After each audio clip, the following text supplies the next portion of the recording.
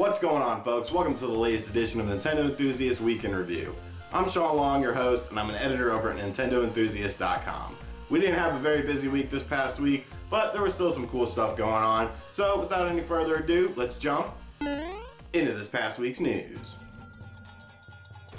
Devil's Third is a game I'm really looking forward to for the Wii U, and this week we got some more info on the game. Mr. Itagaki plans to fully use the Wii U gamepad in the game, but no details were given on how this would be implemented. Also, planned for the online mode is 16 players at once, along with some new ideas we've never seen before in an online game. Devil's Third is definitely creeping up a lot of people's radars as a really good game, and I think it'll end up being really fun.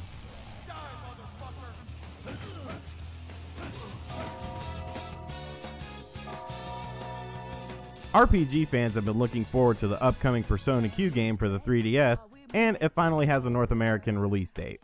Persona Q will be hitting the US November 25th. I've never played a Persona game, but this game is going to take a lot of inspiration from E-Train Odyssey, which I am a fan of, so I may end up checking it out.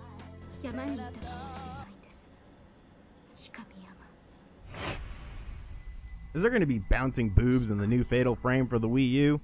Probably not, but it's interesting to think about. It was announced by Team Ninja that the upcoming Fatal Frame game uses tech from Dead or Alive 5, and many horny teenagers began to salivate at the prospect of bouncing boobs in a horror game. The real explanation is more than likely the water effects from Dead or Alive 5, since the game has a lot of outdoor rain scenes in it. But I suppose there is a chance that we may see some jiggly physics in the game as well. This week's Retro Game of the Week is brought to you by NewWaveTraders.com. For all your retro gaming and toy needs, be sure to visit NewWaveTraders.com. This week's Retro Game of the Week is kind of a bit of a controversial decision, but I really like the game, so whatever.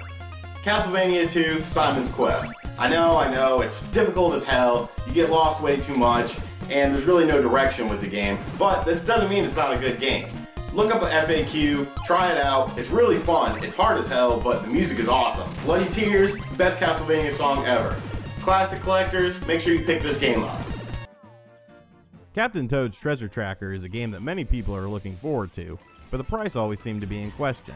I've had many debates with people on Twitter as to whether the game would sell or not at the traditional $60 price tag, but it seems like we might not have to worry about that. Kmart posted a pre-order listing for the game with a price tag of just $39.99, which is much more appealing. What is Captain Toad's Treasure Tracker worth to you? Let me know in the comments below or hit me up on Twitter and let's talk about it. We also had a couple videos on the YouTube page this week as well. I took a look at Master Reboot for the Wii U from Wales Interactive in a video review. Also, Jason Lapine did a new Indie Corner series with Bombing Bastards, a game he didn't really care for. Be sure to check both of these episodes out. It gives you 5 minutes to get your power-ups, get to the critters, outsmart all the critters, making this game extremely hard. You will die so much. You will just die, die, die, die. Hyrule Warriors is turning into an orgy of previous Zelda titles with the Dynasty Warriors mix, and this week we learned of many things from Ocarina of Time being implemented into the game.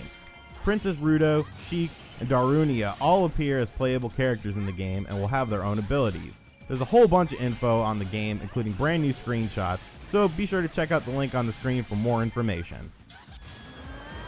Alright folks, that's going to do it for this week's episode. As always, be sure to visit NintendoEnthusiast.com for all your Nintendo needs.